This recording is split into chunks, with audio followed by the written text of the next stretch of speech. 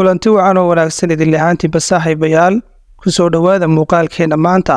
noloshayda waxaan u noolaan lahaa si ka duwan sida ay maanta tahay haddii aan hore u ogaan lahaa casharrada nolosha. nolosheennu waa sida buugga oo kale, cutubyada qaar waa murugo, qaarkoodna waa farxad, balse dhammaantood waxay lagama maarmaan u yihiin nolosha oo dhan. haddii aanad wakhtigaaga qiimayn, dadkuna wakhtigaaga qiimayn maayaan. dadka xooggani ma aha kuwa xooggooda ina tusa, balse waa kuwa dagaalla aynaan waxba ka ogeyn. xanuunka aad maanta dareemaysaa wuxuu noqon doonaa midhaha aad berri guran doonto. mararka qaar waad guulaysataa, mararka qaarna guuldarrada ayaad wax ka barataa. cafisku ma aha wanaag aad qof kale u samaynayso, balse waa xasilooni aad maskaxdaada u samaynayso.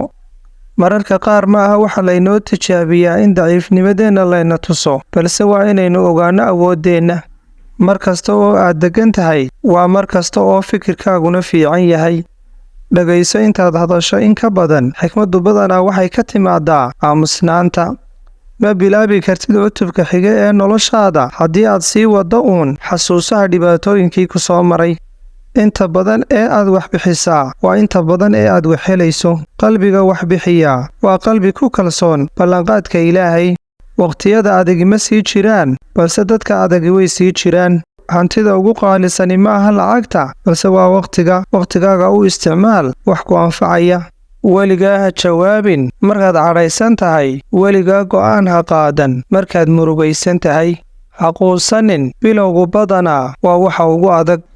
webigu dhagaxa kuma jaro awooddiisa, balse wuxuu ku jaraa joogtayntiisa.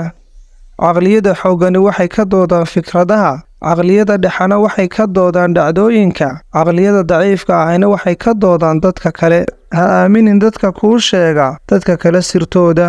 mustaqbalkaaga waxa qaabeeya waxa aad maanta samaynayso, balse ma aha waxaad berri samayn doonto. halganka aad maanta ku jirtaa wuxuu ka qayb qaadanayaa awoodda aad berri u baahan tahay.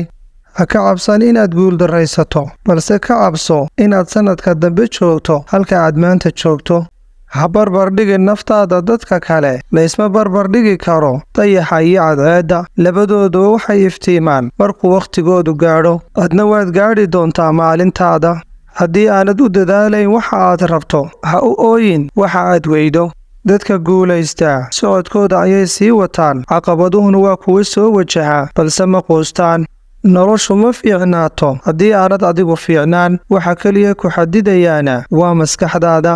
haddii aad doonayso inaad guul gaadho, waa inaad ilaalisaa hal qodob. weligaa naftaada been ha u sheegin.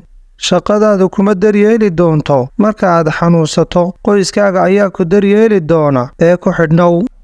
weligaa ha joojin inaad wax barato, sababtoo ah noloshuba ma joojiso inay wax ku barto. casharrada noloshu way kugu soo noqnoqon doonaan ilaa aad wax ka barato. waxaa jira hal qof oo keliya oo kaa dhigi kara qof faraxsan. qofkaasina waa adiga. kommentiga nagula wadaag xikmadda ku cajabisay. channelkana subscribe saar, fiidiyowgana like saar.